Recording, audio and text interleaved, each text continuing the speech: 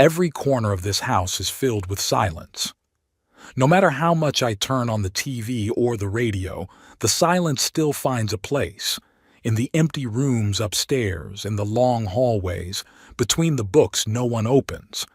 This used to be a house filled with sounds, Verna's laughter, phone conversations, the noise of dishes in the kitchen. Now, the echo of my footsteps is the only thing left here. I wasn't always like this. A lonely old man of 78 counting the minutes between medication appointments. I was once Leighton Halifax, owner of the largest printing company in Cloverdale, a man whose name meant something. Tonight is especially cold. October in Cloverdale has always been dank, but over the years I've come to feel that cold more intensely. Verna died 2 years ago. Pancreatic cancer, diagnosed too late. We had been together for 53 years. Now all that's left of her are the pictures on the walls and things I don't dare touch. The printing business was my salvation after the Vietnam War. I came back a different man, with nightmares and shrapnel in my left hip. My Uncle Fergus owned a small print shop and offered me a job. It was exactly what I needed. Precision, order, tangible results. When my uncle died, he left the business to me. It was the 90s and digital printing was just gaining momentum. I took a risk, sold my house, took out a loan and bought the first digital printing machine in town. Then I bought the second and a third. 10 years later, Halifax Printing was the largest print shop in the county. We printed everything from wedding invitations to billboards to corporate reports. Verna always supported me. She worked as an accountant for our company, keeping our finances under control. Together, we built something to be proud of. When I sold the business to a national chain 5 years ago, I had 7 zeros in my account. But money is a strange thing. It shows people's true colors. "Dad, you have to move to a smaller house," Ruth told me last month. "This house is too big for you alone. You need something more manageable." I knew what she was really talking about. Money. Always about money. Ruth is our only daughter. Verna suffered 3 miscarriages before Ruth was born. Maybe that's why we spoiled her too much. Private school, riding lessons, summer camps in Europe. Verna and I grew up poor and wanted our daughter to have everything we didn't. I still remember Ruth as a 6-year-old girl standing in the toy store, stomping her foot and shouting, "But I want it now!" And we relented. We always did. In college, she changed 3 majors before settling on communications. Then there was a series of jobs, each of which she quit because her bosses didn't appreciate her potential. At 35, she was still searching for herself when she met Prescott Weatherby. The first time I met him, he gave me the impression of a man who had spent too long studying how to make a good first impression. Impeccable suit, perfectly cut hair, a smile that showed exactly the right number of teeth. He worked as an insurance appraiser, and in his gaze I saw the same calculation with which he must have inspected damaged property. "I've heard so much about you, sir," he said, shaking my hand that first evening. "Ruth told me how you built your empire from scratch. That's admirable." Verna nudged me with her elbow, silently demanding to be polite. "It was just hard work and a little luck," I replied. "Oh, don't be modest, Dad," Ruth interjected. "Prescott, too, understands the value of making the right investments." I noticed his gaze shift for a moment to the wall clock, the Howard Miller antique clock I'd bought at auction for $25,000. They were married 6 months later. Verna was thrilled. She'd always wanted to see Ruth settled, with a family. I paid for the wedding, $85,000 for 1 day of showmanship. Shortly afterward, they asked us to help with the down payment on the house. "It's an investment, Dad," Ruth explained. "Real estate is only going up in value in this neighborhood. I gave them $200,000. Verna said it was our duty as parents to help. I didn't mind, after all. Who was I saving for if not my family? But the request didn't stop. When their first child, Hazel, was born, a nanny was needed. Then private daycare. Then their second child, Thatcher, and the same expenses again. You don't want your grandchildren to grow up without the privileges you can provide for them, do you? Ruth asked when I finally expressed my doubts. Verna had always been on her side. It's our blood, Leighton. Who else have we worked for? The year before Verna died, she and I went to visit the kids for Christmas. The house was immaculate, a huge tree, professionally decorated, presents wrapped by a special service. Hazel, who was 7 at the time, got her first iPhone. Thatcher, 5 years old, got an electric mini car that he could drive around the yard. When I asked my grandchildren what they would like to get from their grandparents, they shrugged. They already had everything. After dinner, I overheard Ruth and Prescott talking in the kitchen. "Daddy looks tired," Ruth said, thinking I couldn't hear. "He's not getting any younger," Prescott replied. "Have you talked to him about the will?" "Not yet, but I'll have to." Mother was always more prudent about it. I couldn't sleep that night. I lay beside Verna, listening to her heavy breathing, and thought about what our daughter had become. When did she stop being the little girl I carried on my shoulders and become a woman counting the days until I died? Verna died in the spring. Her condition deteriorated so quickly that we barely had time to prepare.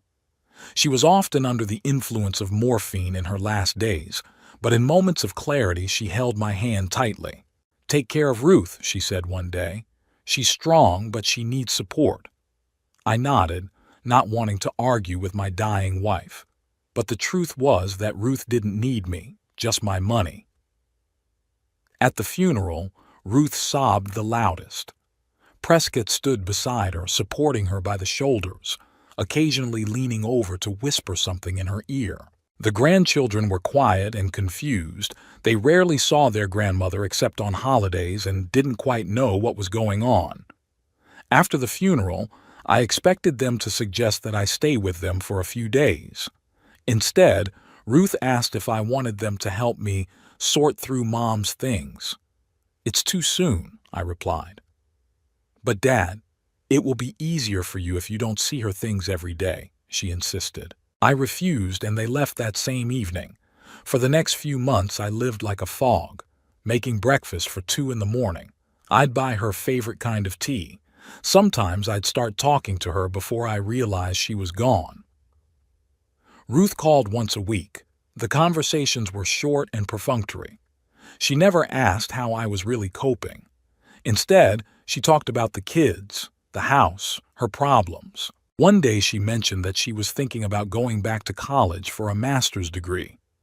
"It's expensive, but it's an investment in the future," she said. I knew what she was getting at. Prescott started stopping by more often, usually at lunchtime, to check on me. He looked around the house with ill-concealed interest, commenting on how difficult it must be for me to manage such a large space. One day I noticed him using his phone to take a picture of the painting in my study, the Edward Hopper original that Verna and I had bought for our 20th wedding anniversary. "Just admiring it," he explained when I asked what he was doing. "Such expressive work." The next day he sent me a link to an auction site where a similar Hopper piece had sold for 6 zeros. "Just thought you might be interested to know how much your collection is worth now," he wrote. When I didn't reply, he called. "Leighton, I just wanted to tell you that if you ever need to have your art or antiques appraised, I have contacts in that area." "Thank you, but I don't plan on selling anything," I replied. There was a pause. Of course. Just in case you want to, simplify your life." Ruth started coming over with the kids about once a month. She said it was so the kids could spend time with Grandpa, but most of the visit was spent going through Verna's things. "Mom would want me to take her pearls," she said one day, holding up the necklace I'd given Verna for our 30th anniversary. "Your mom loved that necklace," I replied. "She wore it every Christmas, and that's why it should stay in the family," Ruth insisted. Hazel's elementary school graduation was coming up. It would be nice if she had something from her grandmother.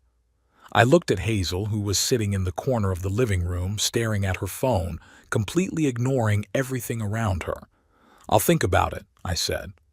The next day, the pearls disappeared from Verna's jewelry box. Ruth denied taking it, suggesting that I had probably put it somewhere else and forgotten about it. She had the same tone in her voice that she had used to talk to me after Verna's death, as someone who was no longer quite herself.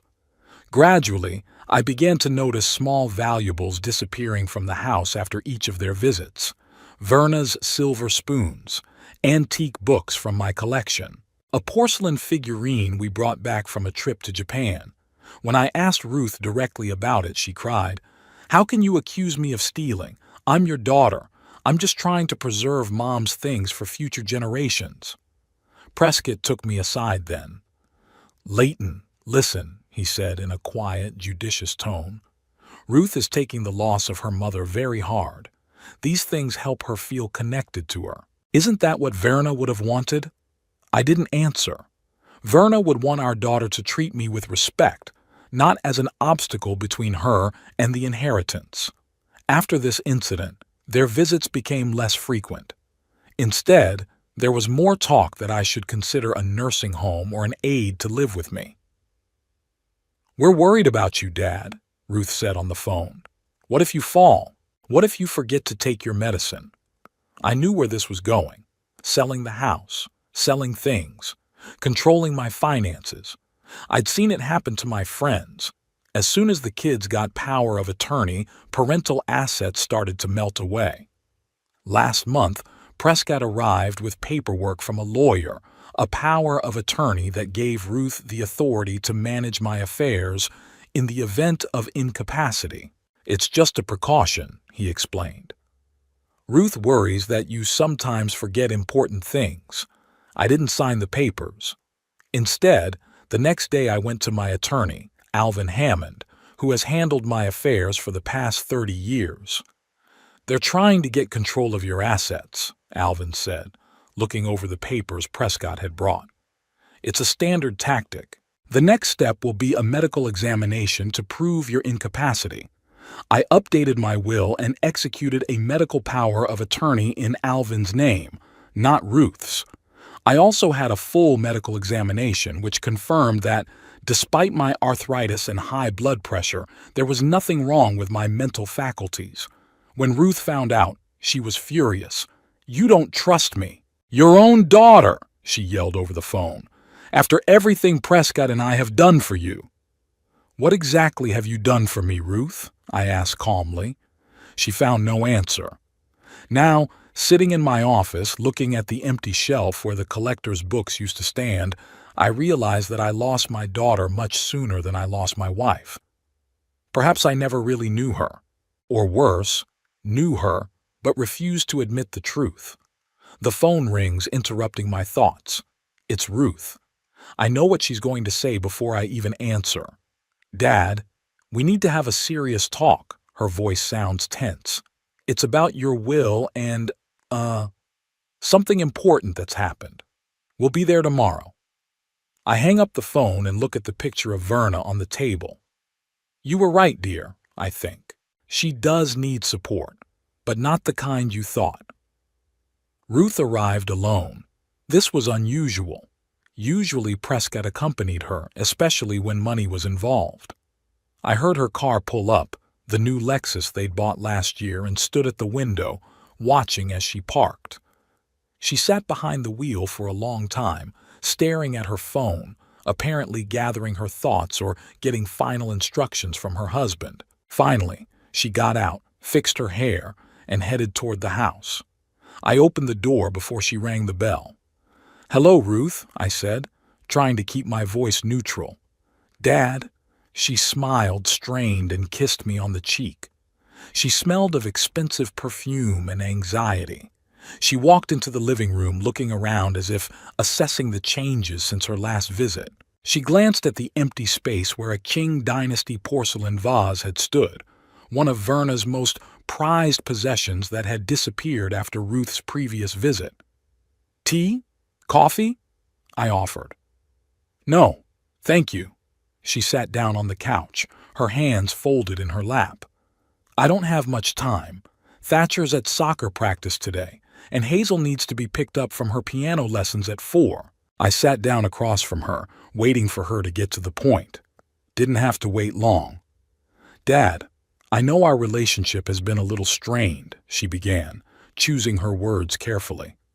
And I want you to know that Prescott and I are very worried about you, living alone in such a big house at your age. I'm quite comfortable, I interrupted her. And I'm not alone. Mrs. Patterson comes 3 times a week to help with the cleaning and cooking. Ruth pressed her lips together. It's not like having a family around. Maybe, I agreed. But you said yesterday you wanted to talk about something serious.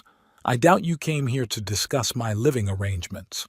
She took a deep breath, like she was about to dive into cold water.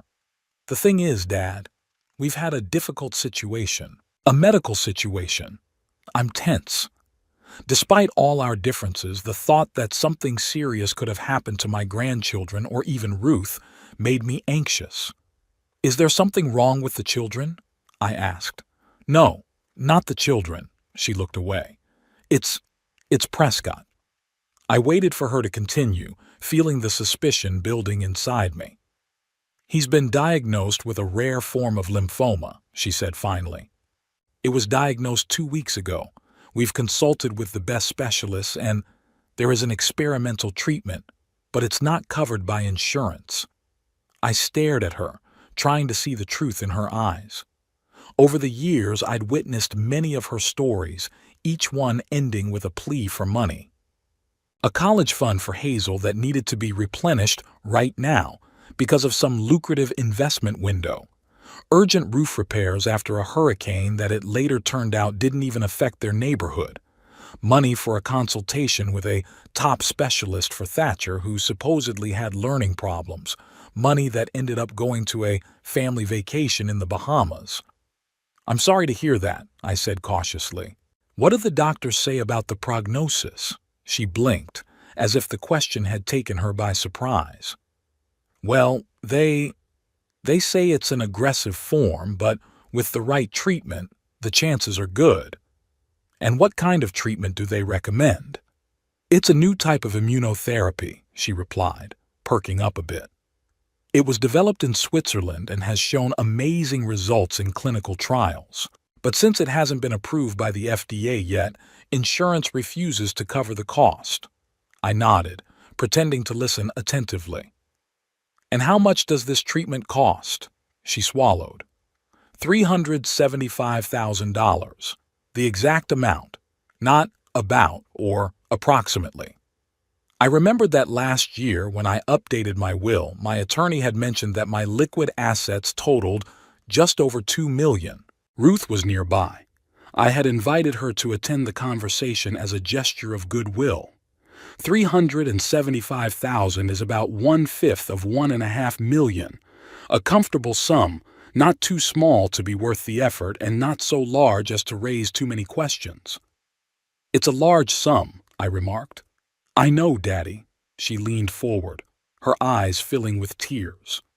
Believe me, we wouldn't be asking if it wasn't a matter of life and death.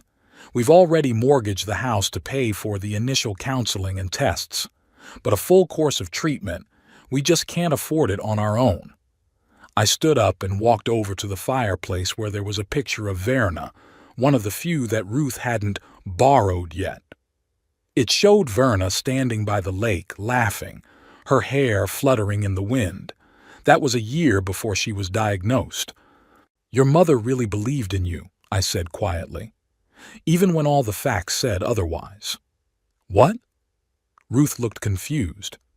Dad, we're talking about Prescott's health. I turned to her. Prescott doesn't have lymphoma, Ruth. Her face froze. What are you talking about? I'm saying you're lying. Again. How can you? She started to get indignant, but I raised my hand to stop her. 2 months ago, I ran into Prescott by chance in town. He was with a client, didn't see me. I saw him playing squash at the Oak Ridge Club. A man with aggressive lymphoma couldn't possibly be that active in sports. It was a bluff. I never saw Prescott play squash. But I knew my daughter, knew when she was lying. Ruth opened her mouth, then closed it. Her face reddened. Are you following us? She finally squeezed out.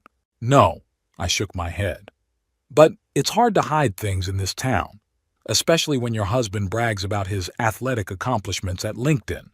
Yesterday, by the way, he posted a photo from a tennis tournament. Now it was true.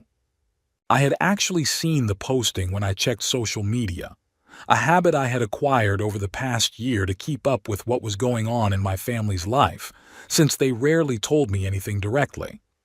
Ruth changed tactics. Okay, maybe I exaggerated a bit, but Prescott did have some health problems, knots in his neck that needed to be checked out, and the doctors did recommend additional tests, just to be on the safe side.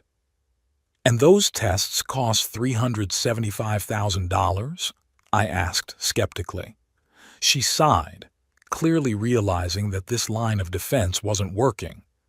Look, Dad, her tone hardened. This isn't just about Prescott's health. We're really struggling financially right now. Mortgage interest has gone up, Hazel's school has raised tuition, and Prescott's company is downsizing. And that's why you decided to make up a story about a terminal illness? I shook my head. Ruth, you're 47 years old. When are you going to grow up? I am an adult, she jumped to her feet. And I'm trying to take care of my family. What's wrong with that? Nothing if you did it honestly, I replied. If you had just come and said you were having financial difficulties and asked for help, we could have discussed it like adults. Instead, you're making up this ridiculous story about an experimental treatment in Switzerland. It's not ridiculous, she insisted, but her voice trembled. Such treatments do exist. They might. But Prescott doesn't need them. I sat back in my chair. Ruth, I'm tired of these games. Every time you come to me, it ends with you asking for money. And every time, the story gets more dramatic. She stood in the middle of the room, her hands clenched into fists. It's not fair, Dad. We've come to you for help. What, maybe 4 or 5 times over the years? 17, I corrected. 17 emergencies in the last 10 years, not counting the regular gifts for birthdays, holidays, and just because. She looked genuinely surprised that I was keeping score. Did you... writing it down? I keep track of my finances, yes.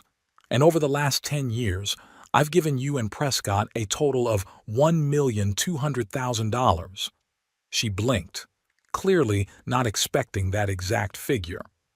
But it was an investment in our future, your grandchildren's future. No, Ruth, it was money you spent on luxuries you couldn't afford, designer clothes, exotic vacations, country club memberships, anything that helped you maintain the illusion of wealth. That's not true, she raised her voice. We work hard. Prescott spends 12 hours a day in the office. And yet, somehow, you're always on the verge of financial ruin, I remarked. Interesting, isn't it? She was breathing heavily, her face flushed with anger. You know what, Dad? You've gotten so cynical since Mom died. She would never have refused to help us. That was a low blow and she knew it. Verna really had always been softer, more accommodating when it came to Ruth.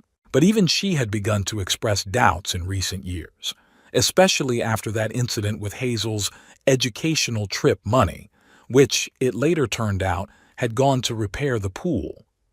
Your mother believed in family, I said calmly. But she also believed in honesty and responsibility, qualities that never seemed to be your strengths. How dare you? Ruth stepped closer, her voice shaking with rage. After all we've done for you. And what exactly have you done for me, Ruth? I asked, deliberately repeating the question I had asked her during our last telephone conversation. Remind me, when was the last time you didn't come to me for money? When you asked how I was feeling without immediately adding a comment about how hard it must be for me to live alone in this big house. She stepped back, clearly not expecting such a direct challenge.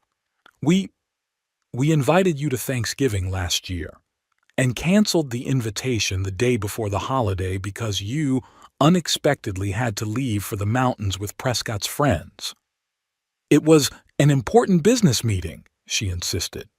At a ski resort on a holiday weekend? I shook my head. Ruth, let's just call things what they are. I'm not a father and grandfather to you. I'm an ATM machine. I'm a source of funds. And when I refuse to dispense money, I become a nuisance. She stood silent, her lower lip trembling. For a moment I saw in her the little girl who cried when she didn't get what she wanted for Christmas. But then her face hardened. So you refuse to help us? Even knowing we're in desperate straits?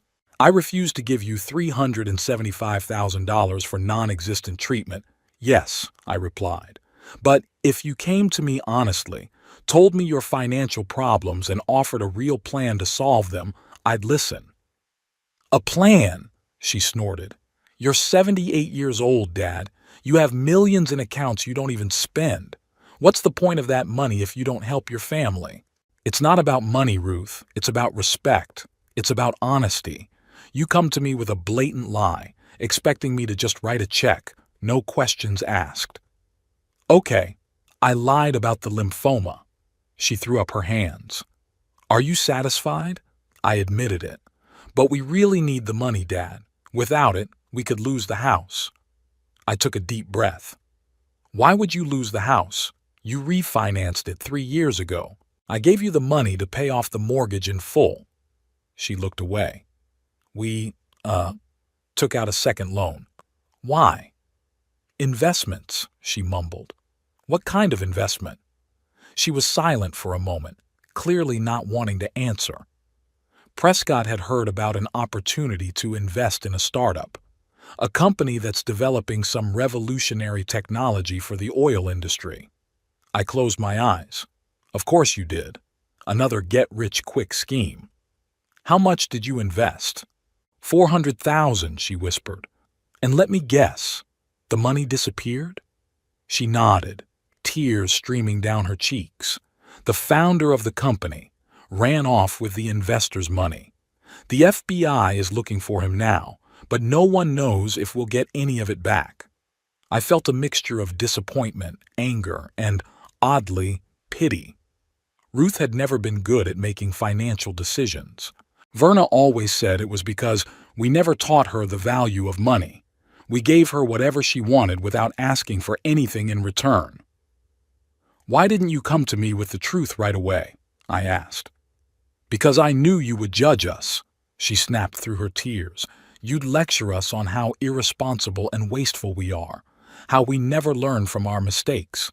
Isn't that the truth? She wiped the tears away with the back of her hand, and I could see the anger displacing the vulnerability again. You've always been like this. Always thought you knew better. You and Mom both. Never let me make my own decisions. We did let you make your own decisions, Ruth. It's just that then we always paid the consequences of those decisions. You know what? She grabbed her bag. Forget I asked. We can handle ourselves. We always have. No, we haven't, I countered. You always came to me or your mother when things got bad enough. Well, no more. She headed for the door. Enjoy your millions, Dad. I hope they keep you warm at night. Ruth, I stood up. Wait. She stopped, but she didn't turn around. What? I can help you with a financial advisor. Help you work out a repayment plan. Maybe even give you a small amount of money to keep you afloat while you deal with this situation. She turned around, a glimmer of hope in her eyes. Really? But, I continued, I need complete financial transparency. No secrets, no lies, and you and Prescott will have to agree to a budget and a cost-cutting plan. The hope in her eyes turned to indignation. You want to control us? Tell us how to spend our money? No, Ruth. I want to teach you how not to find yourself in this situation every few years. She shook her head. I'm not a child, Daddy. I don't need lessons from you. Then there's nothing I can do to help you. She stood in the doorway, her shoulders slumped. So you're just going to let us lose the house? Leave your grandchildren without a roof over their heads? You could sell the other car, I suggested. Give up your country club membership. Move the kids to public school. There are plenty of ways to cut costs without becoming homeless. You don't understand, she hissed. We can't just change the way we live. We have a certain status, certain expectations in our social circle. Then you have to choose between status and financial stability, I shrugged. It's a choice adults make every day. She looked at me with a long stare, full of resentment and anger. You enjoy it, don't you? Seeing us suffer. Is this some kind of revenge for not spending enough time with you since Mom died? No, Ruth, I shook my head. I'm not enjoying your suffering. I'm just tired of being used. Used? She laughed bitterly. We're your family, the only family you have left. Family isn't just shared blood or legal ties, I replied. It's respect, caring, mutuality. I haven't felt any of that from you or Prescott in years. She looked at me as if seeing me for the first time. What happened to you, Dad? You never used to be so, cold. I'm not cold, Ruth. I just finally stopped pretending everything was okay when it wasn't. I took a step toward her. I love you. You're my daughter. But I'm not going to let you manipulate me or lie to me anymore. Good, she straightened up. That's fine. We'll figure it out on our own. Don't call me. And don't expect to see your grandchildren anytime soon.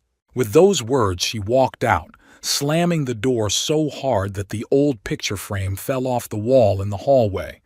I heard her start the car, the tires shrieking as she pulled sharply out of the driveway. I picked up the fallen photograph. A crack crossed the glass diagonally, separating our faces, mine, Verna's, and little Ruth, who was about 5 years old at the time. We were at the zoo, all smiles. Ruth was holding a pink cotton candy that was bigger than her head. I remembered that day. How excited she was about the elephants, how long she stood at the monkey enclosure, how she fell asleep on the way back home, exhausted from the experience. Where is that little girl? At what point did she turn into the woman who had just walked out of my house threatening to deprive me of contact with my grandchildren if I didn't give her money? Maybe Verna was right. Maybe it was our fault. We were always too busy being in business, building our empire. Ruth got everything she wanted, but maybe not what she needed: our time, our leadership, our values. Or perhaps some people are just born with a certain character that can't be changed. I remembered how Ruth as a child never wanted to share toys with other children, how she could throw tantrums if she didn't get what she wanted, and how those tantrums would magically stop when she thought no one was looking. I set the cracked photograph on the table. Perhaps there was a poetry to this cracked glass, a broken family, a broken relationship. But deep down, I knew those relationships had been broken long before today. I went to the kitchen and poured myself a whiskey. Not a good idea at my age and with my medication, but today I would make an exception. Standing at the kitchen window, looking out at the garden that Verna loved so much, I pondered what would happen next. Ruth would come back. I was sure of it. When the money pressure became too much, when they realized they might actually lose the house, they would come again. And perhaps next time with a more elaborate story, or worse, a more desperate plan. After talking to Ruth, I didn't expect any of them to show up anytime soon. So the doorbell at 15 o'clock the next day took me by surprise. I was just finishing my usual daily rounds of the house, making sure all the windows were closed and all the appliances were off, a habit I'd acquired after Verna had once left the stove on, which had almost caused a fire. I went to the door and looked out the peephole. Standing on the doorstep was Prescott in his immaculate beige suit. Next to him was his mother, Hilda Weatherby, a woman I'd seen half a dozen times over the years.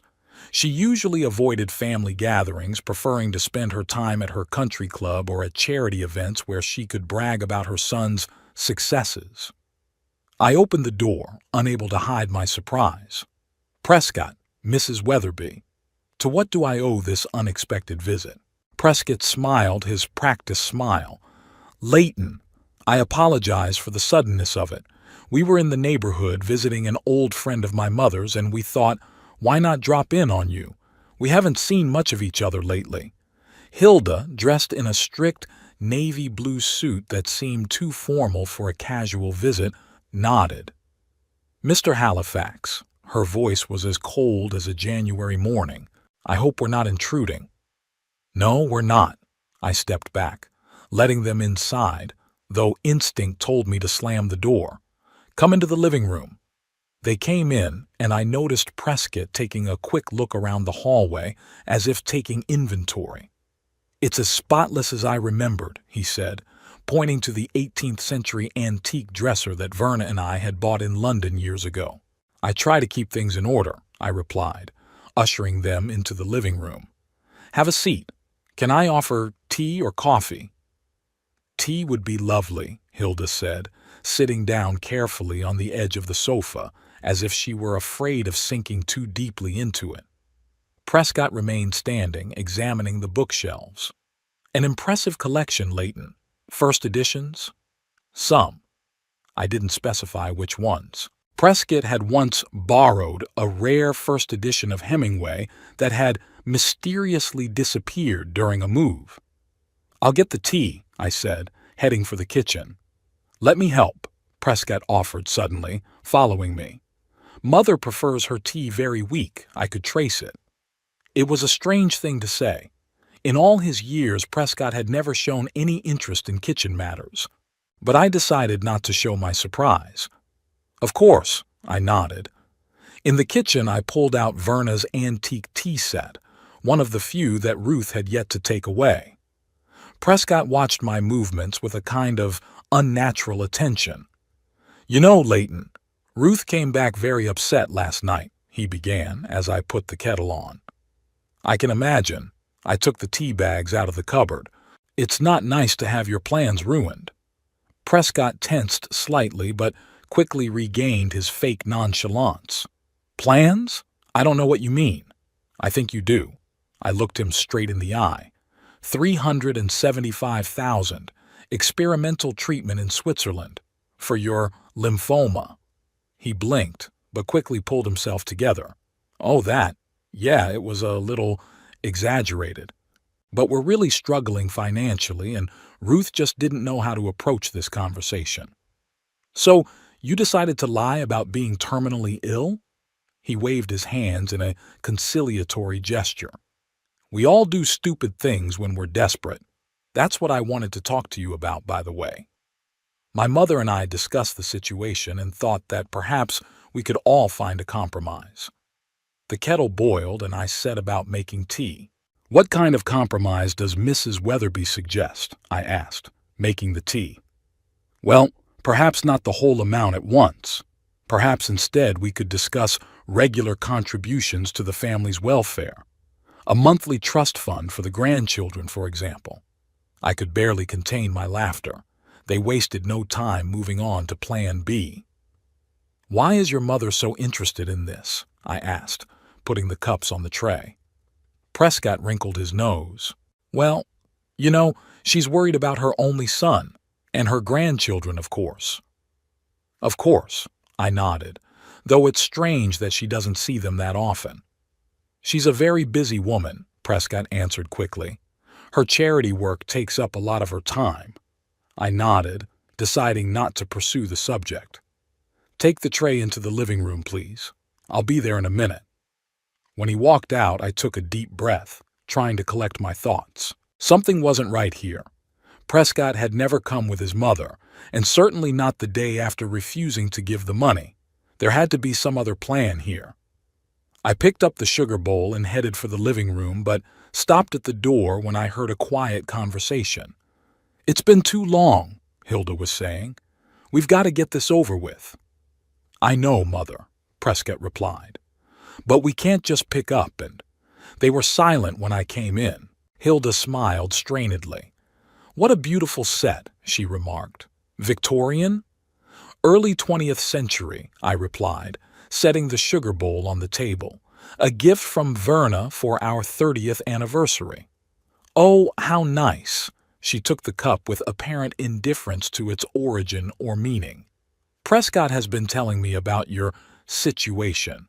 It's very unfortunate that there's such a disagreement in the family." I sat back in my chair, feeling like I was being interrogated. Disagreements happen when people want different things, Mrs. Weatherby. Hilda, please. She took a small sip of tea. After all, we're almost family. Almost, I agreed. Although we don't see each other that often for people who are family. She pressed her lips together. I have a very busy schedule. Charity work, social obligations. Of course, I nodded. We all do. There was an awkward pause. Prescott cleared his throat. Leighton, I think we're off on the wrong note. We're not here to ask for money or anything like that. We just wanted to make a connection. An unexpected desire, I said. Especially since yesterday Ruth told me never to call or expect to see the grandchildren again. Hilda cast a sharp glance at her son. Ruth's always been too emotional, she said with slight disapproval. It's not a Weatherby family trait, I assure you. Certainly not, I agreed, watching Prescott tapping his fingers nervously on his knee. You know what? He said suddenly, standing up. I just remembered that I have some great coffee in my car that I bought especially for you, Leighton. That Brazilian brand you mentioned once. Let me get it for you. Before I could answer, he sprinted out of the room. I didn't remember ever discussing coffee varieties with him, but I decided not to comment on it. Your son seems troubled, I remarked, looking at Hilda.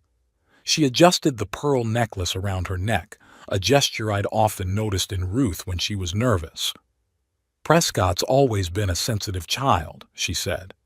Takes on too much, cares about his family, about his children's future. That's a commendable quality, I nodded, though sometimes the best way to take care of the future is to teach children to be self-reliant, not dependent on others. Her eyes narrowed. Are you implying that my son is dependent? No, I smiled. I'm talking about the general principles of parenting. Prescott returned, holding a small tin of coffee. Here it is, he announced with exaggerated enthusiasm. May I use your kitchen to make it? I know how you like a good coffee after tea. I've never had coffee after tea, but I was too intrigued to refuse. Sure, I pointed toward the kitchen. The coffee maker is on the top shelf to the left of the refrigerator. Great! He practically ran out of the room. I looked at Hilda, who now seemed even more tense. Your son is very kind today, I remarked. He's always been well-mannered, she replied, but her eyes were fixed on the door to the kitchen. I heard Prescott rattling dishes, opening and closing cabinets. It was odd that he was so well-versed in a kitchen he'd only been in a couple times. Did Prescott mention that you were having trouble with the house? I asked Hilda, trying to keep the conversation going. She looked surprised. The house? Oh no, my house is perfectly fine. Prescott must have been referring to their house. Something with the roof, I think. I wonder. Yesterday, Ruth was talking about possibly losing the house to a second mortgage, but Hilda didn't seem to know about it. Yes, of course, I nodded. Roofs always need attention. Prescott returned with 3 cups of coffee on a small tray. Here I am. He set the tray on the table. This one is especially for you, Leighton. He pointed to the cup in the center. Mom, this one is for you. He handed her the cup on the right. I took the cup in front of me and held it up to my nose. The coffee smelled strange. There was some bitterness underneath the usual aroma, an unpleasant tinge that I couldn't identify. It looks wonderful, I said without taking a sip. What kind is it exactly? Oh, it's a special blend, Prescott replied, clearly nervous. From the Minas Gerais region. Very rare. I nodded as if that meant something to me. And you grind the beans yourself? Yes, he answered too quickly. I mean, they were pre-ground, but the quality is excellent. Hilda looked at her cup with slight perplexity, but did not drink. Prescott, dear, you know I prefer tea. But this is special coffee, Mom, he insisted. You must try it, for Leighton. Her eyebrows raised slightly, but she nodded. Of course, if you insist. I slowly set my cup on the table. You know what? I need to show you something before we continue our conversation. I stood up and walked over to the bookcase, pretending to look for something. There was a scrapbook with pictures of Ruth and Prescott's wedding in here somewhere. Thought it would be nice to reminisce about those days. Hilda and Prescott turned to the closet, watching my movements. I took the moment to quickly swap my cup with Hilda's. Prescott was too busy watching me to notice it. Oh, I must have moved it somewhere else. I returned to my chair. Maybe I'll find it later. I took Hilda's now cup and pretended I was going to drink. To family? I suggested, raising the cup. To family, Prescott agreed, raising his cup. His hand trembled slightly.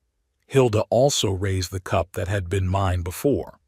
To family and understanding, she added. I pretended to take a sip, but actually barely touched the coffee with my lips. Hilda took a small sip and fiddled with it. Pretty strong, she remarked. Prescott looked strangely pleased. Yes, it's a special kind. Not everyone likes it the first time. I put the cup on the table. So, you wanted to discuss restoring family ties. For the next 45 minutes, we had one of the strangest conversations of my life.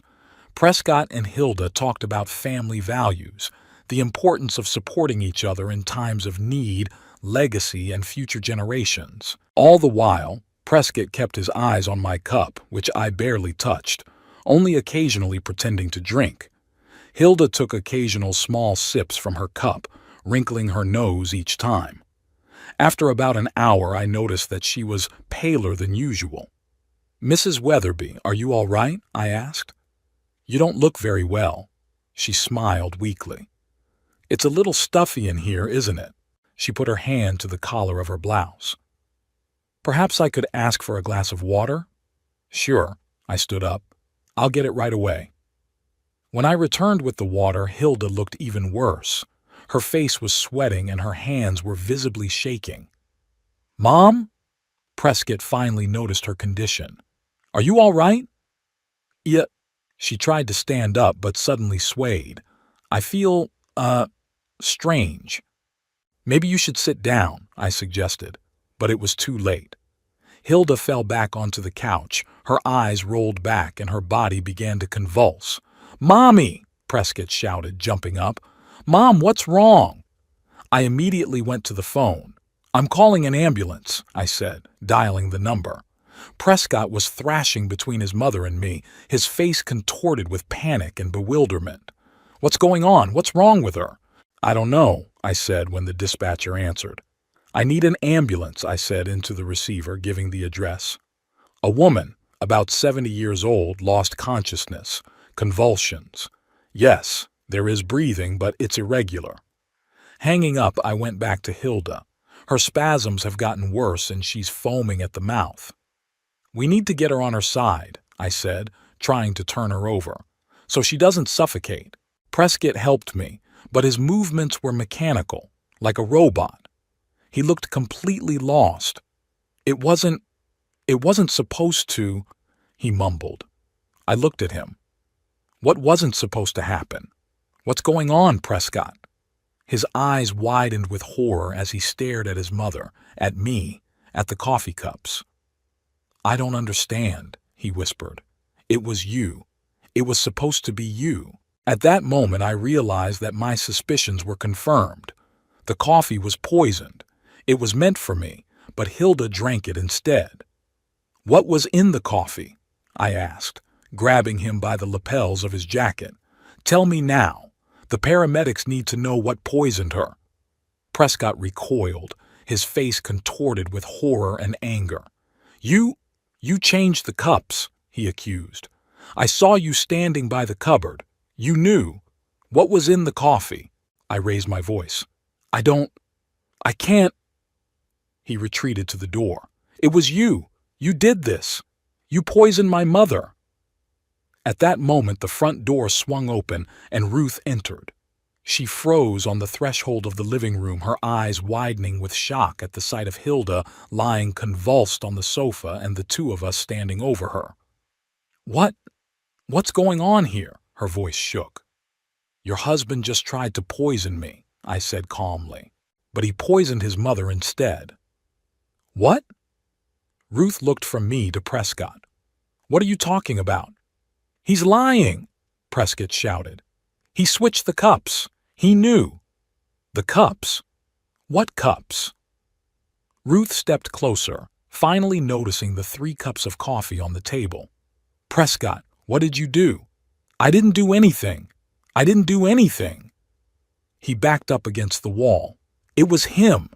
He wanted to get rid of us all so we wouldn't get his money." I heard ambulance sirens approaching the house. "The ambulance is here," I said, heading for the door. "Ruth, keep an eye on Hilda. Keep her on her side."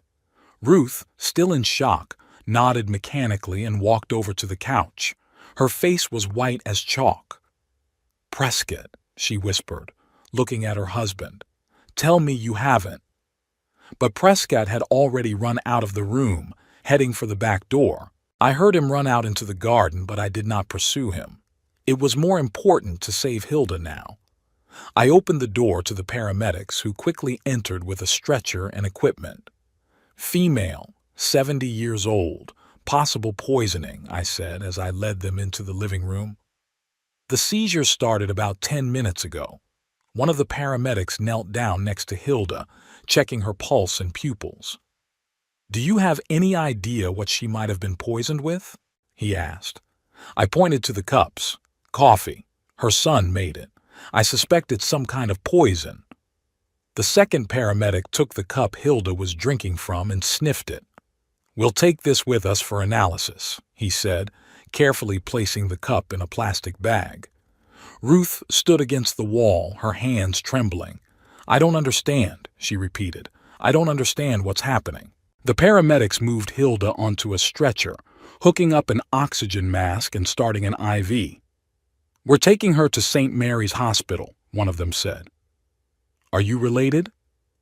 "I'm her son," came a voice from the doorway. Prescott came back, his face deathly pale. "I'm coming with you." The paramedic nodded. Only one person could ride in an ambulance. Prescott turned to Ruth. "I'll meet you there." Ruth nodded, still in a state of shock. When the paramedics carried Hilda out, Prescott followed them without looking at me.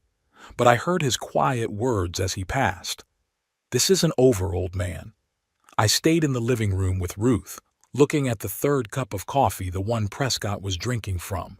It was almost full. He had hardly touched his coffee. "Daddy," Ruth's voice trembled. "Tell me the truth. What happened here?" I looked at my daughter, trying to figure out if she was part of the plan or a victim like me. "Your husband tried to poison me," I said. "But I switched cups, and his mother drank the poisoned coffee." Ruth covered her face with her hands. No, he couldn't." "He confessed it, Ruth," I said, stepping toward her. "When his mother started convulsing, he said, 'It had to be you.'" She shook her head, tears streaming down her cheeks. "I don't believe it. I can't believe it." "The police will be here soon," I said. "They'll have to check all the cups. If I'm right, they'll find traces of poison in the one Hilda drank from. The poison Prescott put in it, thinking I was drinking it." Ruth looked at me, her eyes full of fear and disbelief. "But why? Why would he do that?" "Money, Ruth," I answered. "It's always about money." Outside, I heard new sirens. The police had arrived. I headed for the door, leaving Ruth standing in the middle of the living room staring at the 3 cups of coffee that had just changed all our lives forever. You're right. This is a serious contradiction to the plan. In the later chapter, Hilda is supposed to wake up in the hospital, not die. I'm fixing the chapter ending to fit the plan and transition smoothly into Chapter 5. The Cloverdale police station wasn't used to serious crime. The officers usually dealt with petty theft, parking violations, and the occasional drunken brawl at Jenkins' bar on weekends. So the appearance of a 78-year-old man with a report of attempted poisoning caused quite a stir. Detective Olivia Abbott, the only detective in the small precinct, led me down the hall to an interview room. She was in her mid-40s with short dark hair and the attentive eyes of someone who had seen enough to not be surprised by anything. "Mr. Halifax, I understand that you've already given your initial statement to Officer Bishop, But I need to hear the whole story again, from the beginning, she said, pointing me to a chair. I sat down, feeling my back ache after 2 hours of sitting on the hard chair in the waiting room. The room was small, with gray walls and a large mirror behind which, I assumed, were the other officers. Sure, I nodded. Where do you want me to start? From the moment Mrs. Weatherby and her son arrived at your house, I told everything from the beginning: the unexpected visit, the tense conversation, Prescott's strange behavior and his insistence on making coffee. I described how I noticed the unusual odor but omitted the part about changing the cups. Instead, I said that Hilda accidentally picked up the cup meant for me. And you didn't notice anything suspicious about Mr. Weatherby's behavior before his mother passed out? Detective Abbott asked, taking notes. He was nervous, I replied, but I put it down to tension over our recent conflict with Ruth over money. Tell me about that conflict. I sighed, realizing that I would have to tell the whole story. My daughter Ruth and her husband Prescott were constantly asking me for money. Over the years, I had given them over $1 million. A day ago, Ruth came in asking for $375,000, claiming that Prescott needed an experimental treatment for lymphoma. I knew it was a lie, so I turned it down.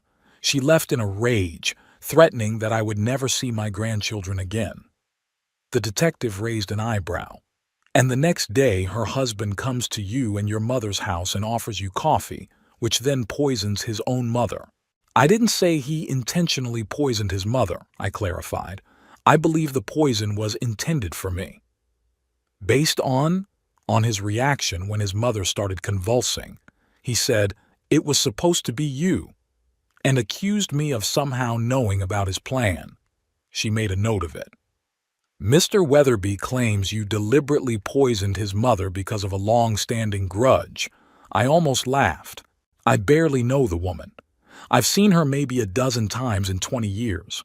What grudge could I possibly have? He claims you see his family as a threat to your fortune and are trying to eliminate them one by one. Now I actually laughed, though without the mirth. Detective Abbott, I'm 78 years old. I have more money than I can spend in the rest of my life. Why would I risk jail by poisoning an elderly woman? She didn't smile. People kill for far less good reasons, Mr. Halifax, and age is no guarantee of sanity. Fair enough, I agreed. But there's one problem with Prescott's version. He brought the coffee. He insisted he would make it. He indicated which cup was intended for me. If anyone planned the poisoning, it was him. We've seized all 3 cups for analysis, she said. The results should come back within 24 hours. It'll help us figure out what happened. What about Hilda? I asked. Any news on her condition? The detective frowned. She's in critical condition. The doctors say the next 24 hours will be crucial. I felt a prick of conscience. Even though I'd had nothing to do with poisoning Hilda, I'd still switched cups. If I had simply refused the coffee or warned her, maybe she wouldn't be between life and death right now. What was in the coffee? I asked. Preliminary tests indicate the presence of a poisonous substance. I can't tell you the exact name yet, but it's definitely not accidental food poisoning. She closed the notebook. Mr. Halifax, I must warn you that you remain under suspicion. I don't recommend leaving town just yet. I'm not going anywhere, I assured her. I want the truth to come out as much as you do. After the interrogation, I was taken back home. The policeman, a young officer named Brent, seemed awkward and unsure, as if he didn't know how to deal with an older man who could be either a victim or a cold-blooded killer. Your house is still considered a crime scene, sir, he said as we pulled up. The forensics have finished, but some rooms are sealed off. You're allowed in the bedroom, bathroom, and kitchen, but the living room remains sealed until further notice. I nodded, looking at the yellow police tape crossing the living room doorway. The house I'd lived in for almost 40 years suddenly felt foreign and hostile. Thank you, officer, I said, heading for the stairs. I'll be in my room if you need me." In the bedroom, I sat on the edge of the bed, suddenly feeling the weight of the day. My hands were shaking, not from fear, but from fatigue and tension. The last time I'd felt like this was after Verna's funeral. The phone rang, making me wince. It was Ruth. "Daddy?" Her voice sounded hoarse, like she'd been crying for a long time. "Are you home?" "Yes, I just got back from the police station," I answered. "So did I. They questioned me for 4 hours." She paused. "They think I might have been an accomplice." "Were you?" I asked bluntly. "No," she exclaimed indignantly. "How can you ask such a thing?" I had no idea what Prescott was planning, if he was planning anything at all. "Ruth," I said calmly, as if to a child, "your husband brought poisoned coffee into my house. Hilda's in critical condition right now because she drank it. It wasn't an accident. There's silence on the other end of the line." "I don't know what to think," she said at last. "Prescott says you switched the cups, that you somehow figured out his plan and decided to get revenge by poisoning his mother." I took a deep breath. "And you believe that? That I, your father, a man who never hurt anyone in his life, suddenly decided to become a poisoner?" "I don't know what to believe," her voice broke. "This whole thing is like some kind of nightmare." "How did we get to this point, Dad?" "That's a good question. How did we get to the point where my own daughter could believe that I was capable of murder? Where her husband tried to poison me for money? Where the family became a battlefield?" "I don't know, Ruth," I answered honestly. "But we're here, and we have to deal with reality." "Hilda," she hesitated. "The doctors say she may not survive. Or, if she does survive, she may be left with brain damage. What happens if she dies? Will they charge you with murder? Or your husband?" I pointed out, "depending on what the investigation shows." "Jesus," she whispered. "This can't be true." The next morning, Detective Abbott called me to the hospital. On the way, she reported the results of the coffee analysis. "The cup Mrs. Weatherby drank from had aconitine in it," she said. "It is a poison found in the aconite plant, also known as borer. It's very toxic, even in small doses." "I've never heard of such a plant," I admitted honestly. "Mr. Weatherby has a degree in chemistry, which he earned before he became an insurance appraiser." She paused. "For the past 3 months he had been searching the internet for information on poisons that were difficult to detect at autopsy. Aconitine was one of them." "He was planning it," I said, feeling a chill inside. "I guess so," she nodded. "We also found a small container in his car with powder residue that preliminary tests indicate contains aconitine. His fingerprints are on the container." "So you're going to arrest him?" "We already have," she replied. "This morning. But before we press formal charges, we want to hear what his mother has to say." Hilda Weatherby lay in the intensive care unit, hooked up to multiple monitors and IVs. Her skin had a yellowish tint and her eyes were sunken and reddened. "Mr. Halifax," her voice was barely audible. "Mrs. Weatherby," I nodded. "I'm sorry to hear that." Detective Abbott turned on a small tape recorder. "Mrs. Weatherby, were you aware of your son's plans to poison Mr. Halifax?" Hilda closed her eyes, and for a moment I thought she'd fainted. But then she opened them again, and there was determination in them. "Yes," she breathed out. "I knew." "Were you an accessory?" the detective continued. "No." Hilda shook her head wearily. "I tried to talk him out of it. I went with him, to stop him." "But you didn't warn Mr. Halifax or the police," the detective observed. "He's my son. I thought, I could stop him myself. Stupid."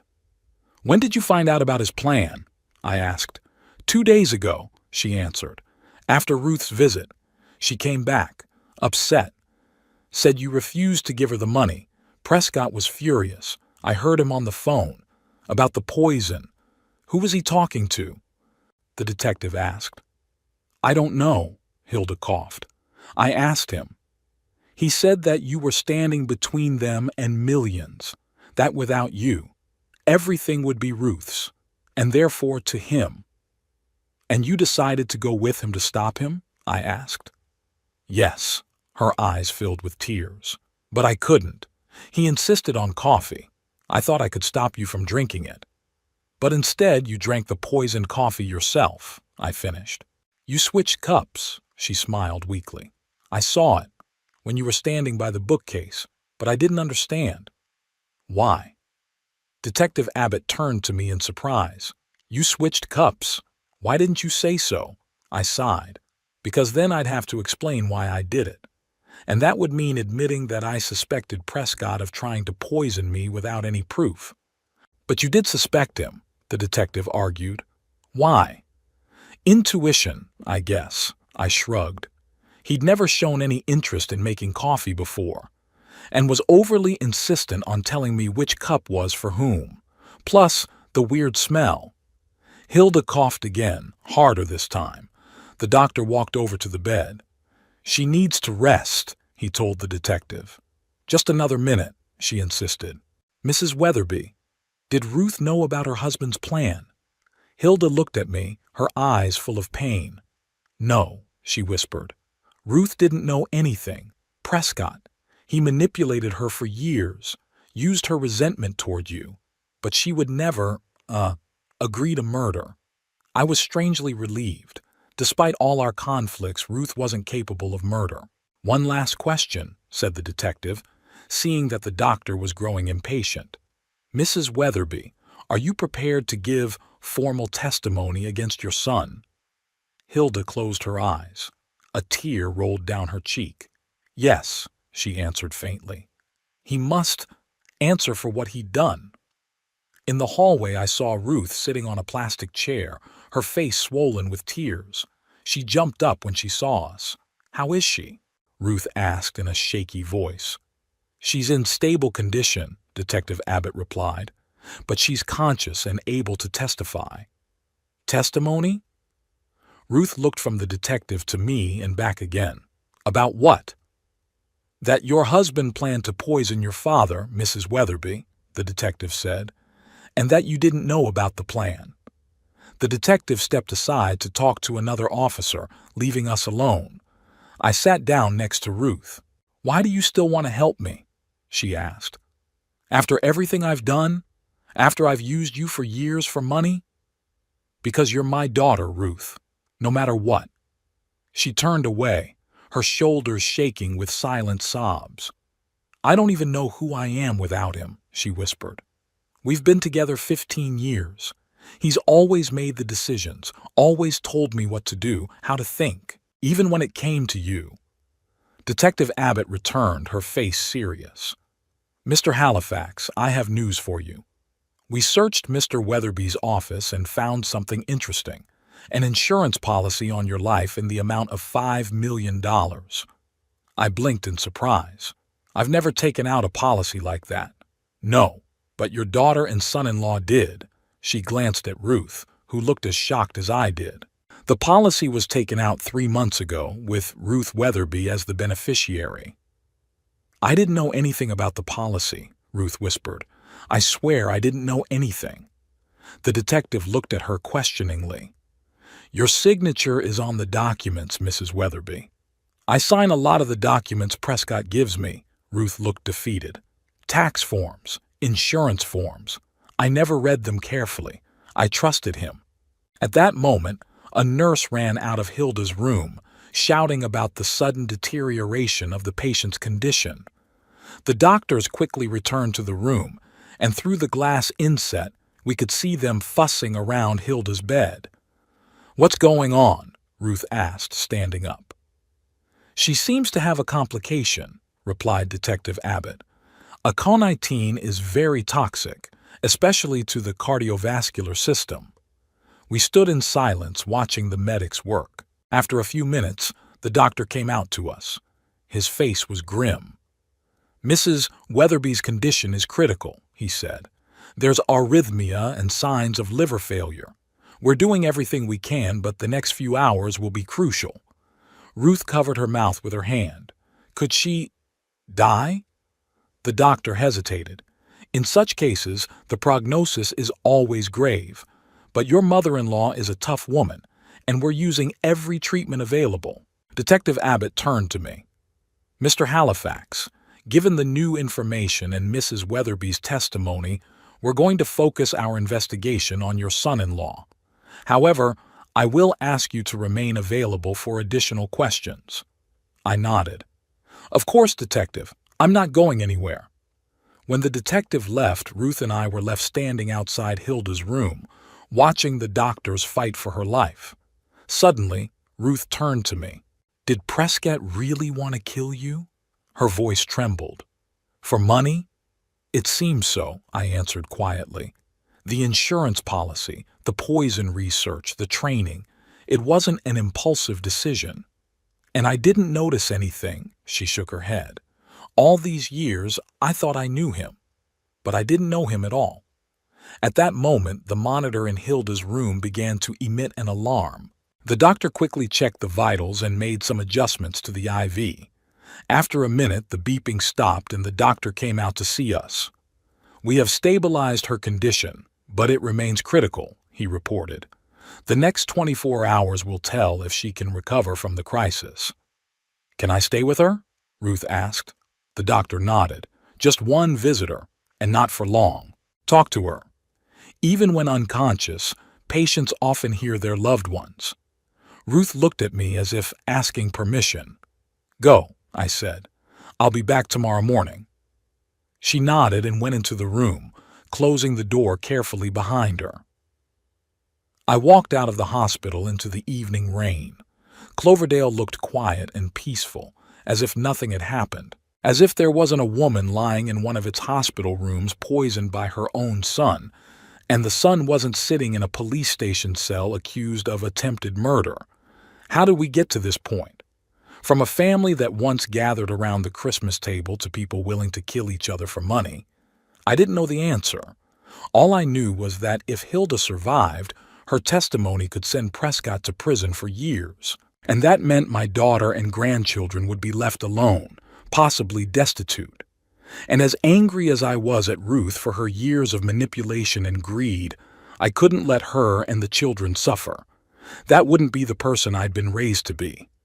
The phone in my pocket vibrated. It was a message from Detective Abbott. Prescott Weatherby confesses to attempted poisoning, claims to have acted alone. Full charge will be filed tomorrow morning. I sighed and lifted the collar of my coat, shielding myself from the rain.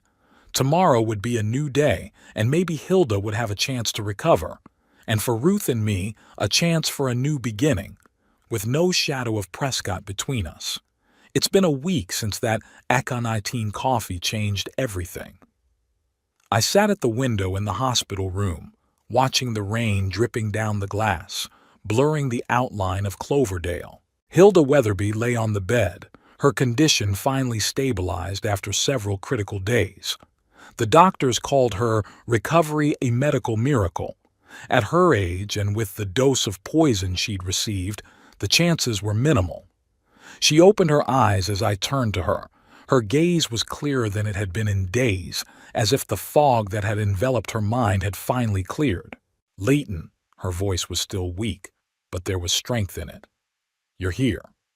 Of course. I pulled the chair closer to the bed. How are you feeling? Like a person who looked beyond the edge and came back, she smiled weakly. I don't recommend the experience. I nodded, not knowing what to say. What do they say to a man who almost died because of a poison meant for you? There's something I need to tell you, she said suddenly, trying to pull herself up on the pillows. I helped her, supporting her by the shoulders. Something I hadn't told the police. About Ruth. I tensed.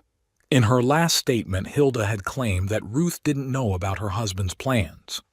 Which was what? Hilda took a deep breath as if gathering her strength. I lied, Leighton. Ruth knew. She always knew. I felt something cold clench in my chest. Are you sure? Yes. She closed her eyes for a moment. I heard them talking. 3 days before the incident. They were at my house, thinking I'd gone to bed. They were discussing how to get rid of you. I gripped the armrests of my chair, feeling my hands start to tremble. "Tell me everything, Hilda, please." She opened her eyes with the determination of a man who no longer wanted to bear the burden of secrets. "It started when you refused the money." Ruth was furious. She had come to Prescott with an idea, not the other way around. She said, "We'll never get what we deserve as long as he's alive." At first, I thought those were just words spoken in anger. But then Prescott started researching poisons. I found his notes, computer searches. "And you didn't go to the police?" I asked, trying to keep my voice neutral. "He's my son." Her eyes filled with tears. "My only child. I thought I could talk him out of it, keep him from this madness. But you couldn't." It wasn't a question. It was a statement. "No," she shook her head. "They were determined. Ruth said that without you, they'd have everything, the house, the investments, the insurance. They were already planning how they would spend the money." I closed my eyes, trying to make sense of what I'd heard. All this time I'd thought Ruth was just greedy and spoiled, but not capable of murder. I was wrong. "Why did you decide to tell the truth now?" I asked. "Because I was dying, Leighton." She looked me straight in the eye. "I was lying here, thinking that every breath might be my last, and I realized I couldn't walk away with those lies. I'd been protecting them all my life. Prescott, from the consequences of his actions. Ruth, because she was my son's wife. But there's a line you can't cross. They crossed it." "Will you tell that to the police?" "I already did." She nodded at the nightstand where a small tape recorder lay. "Detective Abbott was here this morning. I gave a full sworn statement. They're arresting Ruth today." I felt a strange numbness. Not pain, not anger, just emptiness. Like a part of me had died in that hospital room. "Do you realize what this means for your grandchildren?" I asked. "They could be without both parents." "I've thought about that," her voice trembled. "But what's best for them? To live with parents who planned murder for money, or to learn the truth, however bitter it may be?" I didn't have an answer. There was no right answer to that question. "They're good kids," Hilda continued.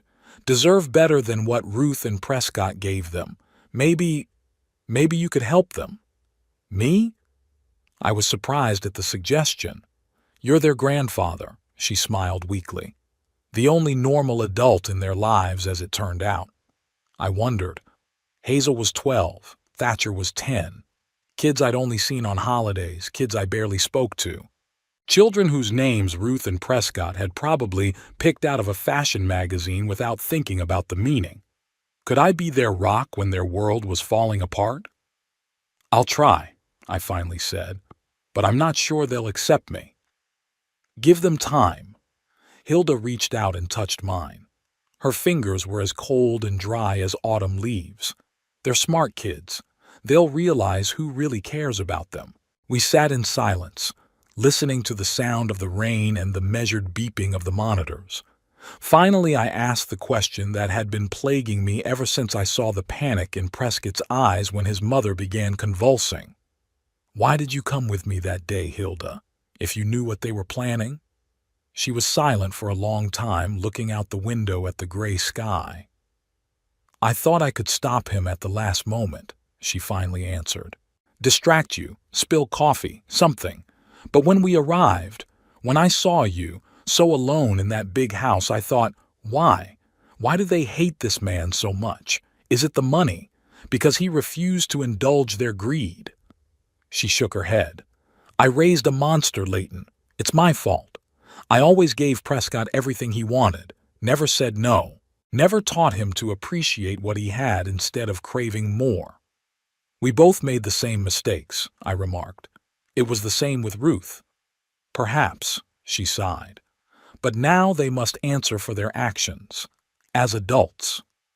At that moment the door of the room opened and Detective Abbott came in. Her face was serious, but there was something like sympathy in her eyes. "Mr. Halifax," she nodded at me. "Mrs. Weatherby, I think you'll both be interested to know that we've just arrested Ruth Weatherby. She is at the police station awaiting arraignment on charges of conspiracy to murder. I closed my eyes. It's one thing to know that your daughter was planning your death. It's quite another to hear that she's been arrested for it. How is she? I asked. Broken, the detective answered honestly. She confessed everything as soon as we showed her the tapes of her conversations with her husband, which he had secretly recorded. Prescott was recording their conversations? Hilda wondered. Yes, the detective nodded. It seems that he planned to use these recordings as an insurance policy in case something went wrong, to put the blame on Ruth, if need be. My son, Hilda shook her head, unable to finish her sentence. What will happen to the children? I asked, thinking of Hazel and Thatcher, who were probably scared and confused now. They've been temporarily placed in the care of social services, the detective replied. Ruth asked me to contact you. She wants you to take custody of them. I was surprised. After everything that had happened, Ruth still trusted me with her children? I need to think about it, I said. It's a big responsibility. Of course, the detective nodded. But the children need someone now, someone to be there for them until this is all over. When the detective left, I was left sitting next to Hilda, trying to make sense of everything that had happened this week. My daughter and her husband had planned to kill me for money. Now they were both in custody and their children were left alone. And for some reason, everyone was looking at me, expecting me to make things right. Will you take them? Hilda asked quietly. The children? I sighed. I don't know if I can. I'm 78. I have arthritis and high blood pressure. I'm not sure I can handle 2 teenagers. You can handle it, she smiled weakly. You're stronger than you think, and wiser. Are you? I asked. What will you do when you get out of here? Her face became serious. I'm cutting all ties with Prescott. He's no longer my son. What he did, what he planned to do, I can't forgive it. I understood her. Some lines, once crossed, cannot be retraced. But I would like to stay in my grandchildren's lives, she added, if you'll let me. Of course, I nodded. They will need all the support they can get. The next day I met with Alvin Hammond, my attorney, to discuss the changes to the will. In light of recent events, the old document in which most of my estate went to Ruth needed a major revision. So, Alvin adjusted his glasses, looking across the table at me. What changes do you want to make? I want to disinherit Ruth, I said bluntly. Completely. Not a dime to her or Prescott. Alvin nodded without showing surprise. He knew what had happened. The whole of Cloverdale was buzzing with the story. And the children? He asked. Your grandchildren? I want to set up a trust fund for them, I answered. But with conditions.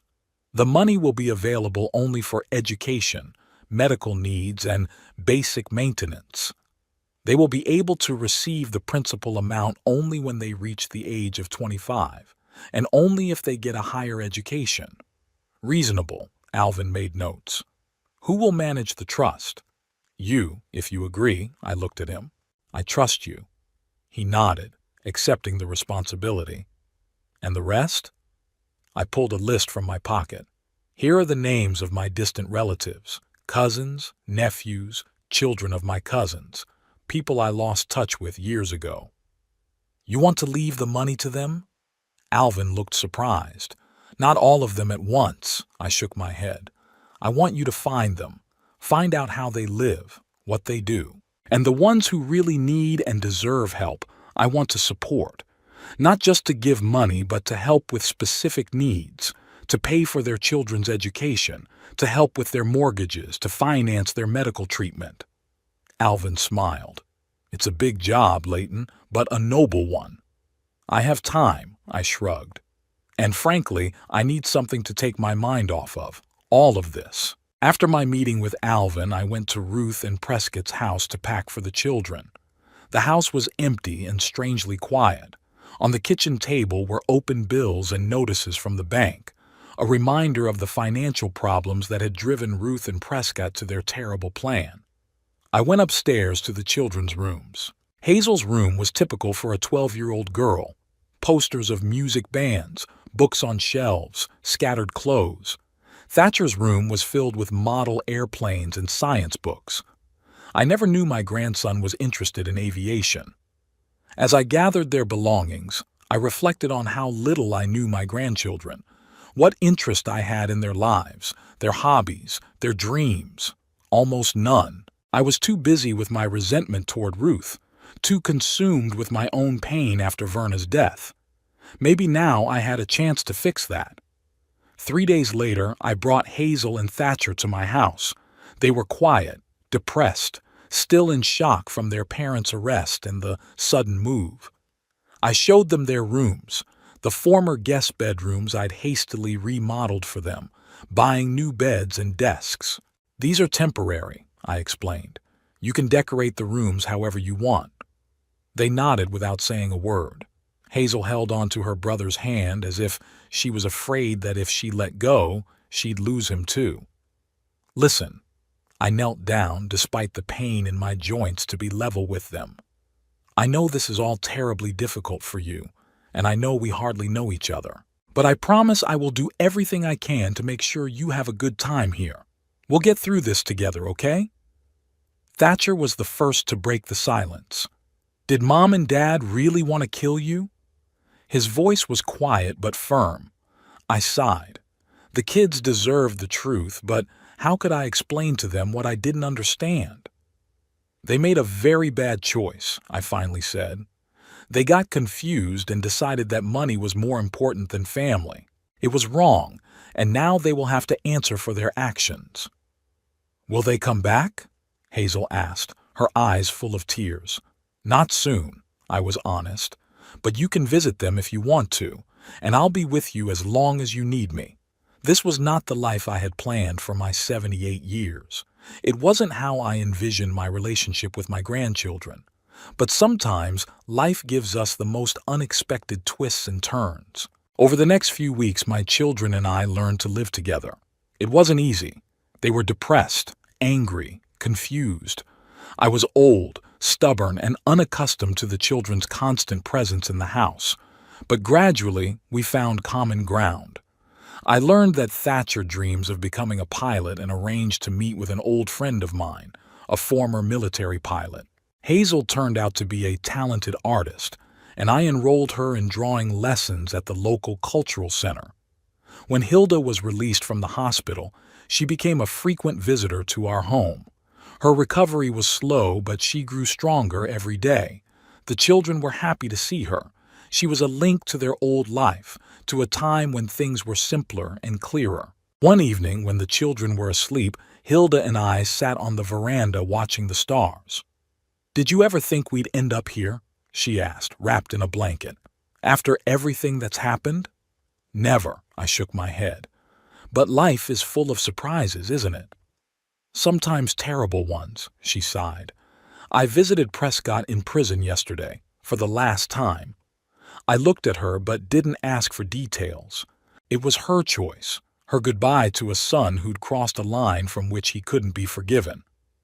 "I told him I wouldn't come again," she continued, "that I couldn't be the mother of a man who would kill for money." "How did he react?" "Blamed it all on Ruth. Said she manipulated him." Hilda grinned bitterly. "Always looking for someone to blame. Always." We were silent, each of us thinking about our child, about the decisions that had brought us all to this moment. "I talked to Ruth last week," I said finally. She admitted her guilt. Said she didn't expect forgiveness, but she wanted the children to know that she loved them no matter what. "Do you believe her?" Hilda asked. "I don't know," I answered honestly. "But the children need to know that their mother loves them, even if she's made a terrible mistake." Hilda nodded, understanding. "You're a good man, Leighton. Despite everything they tried to do to you, you still care about them. The children. It's not their fault," I said. "They shouldn't have to pay for the sins of their parents." That night, lying in bed, I thought about the strange turn my life had taken. At 78, I was suddenly the guardian of 2 teenagers. I had reconnected with distant relatives I had almost forgotten existed. Even started a new friendship with a woman who should have hated me for indirectly causing her son's arrest. Life is indeed full of surprises. In the morning, I woke up to the sound of laughter. Looking out the window, I saw Thatcher flying a kite in the garden. Hazel was sitting on the grass, drawing in her sketchbook. They looked normal, like normal kids enjoying a sunny day. I went downstairs and walked out to them. Thatcher saw me and waved. "Grandpa, look how high he's flying." Grandfather.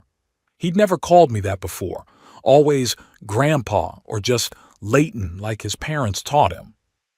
"Impressive," I smiled as I looked at the red kite dancing in the air. "Where did you learn to fly it like that?" "Dad showed me," he answered without bitterness, just stating the fact. "A long time ago." I nodded, thinking that not everything about Prescott was bad. He was a terrible husband, a disgusting son-in-law, and, as it turned out, a potential murderer. But maybe in some moments he was a good father. "Would you like a taste of that?" Thatcher handed me a spool of fishing line. "Sure." I took the spool, feeling the kite pull it upward. "Though I haven't flown a kite since your mom was little." "Have you?" Hazel looked up from her drawing. "Did Mom like to fly kites?" "She loved it," I smiled, remembering. "She had a purple kite shaped like a butterfly. She could run with it for hours in the field behind our old house." The kids listened with interest, hungry for any information about what their parents were like before everything went wrong. So I told them. About little Ruth, who loved strawberry ice cream and was afraid of spiders. About how I taught her to ride her bike and how she fell and shattered her knee but didn't cry, just gritted her teeth and asked me to continue the lesson. Maybe through these stories they can keep some good things about their parents. Maybe someday they can realize that people are more complicated than their worst behaviors. In the meantime, we had this moment, a sunny morning, a kite in the sky, and a new beginning for all of us. That evening, after the kids went to bed, I sat in my office and pulled out an old photo album. Leafing through the pages, I looked at pictures of our family: Verna, Ruth, me. We looked happy, normal. How had we gotten from those smiling faces to attempted murder? Perhaps there was no answer. Perhaps sometimes greed and resentment just poison people's hearts, turning them into strangers. I closed the album and walked to the window. The stars shone brightly over Cloverdale. Somewhere out there, in a jail cell, sat my daughter, contemplating the cost of her actions. I couldn't forgive her. Not now, maybe never. But I could try to be a better grandfather to her children than I had been a father to her. It wasn't the ending I expected from my story, but at least it was an ending in which I was still alive, in which the truth, however bitter, finally came out, in which, perhaps, there was room for new beginnings. And sometimes that's all we can hope for.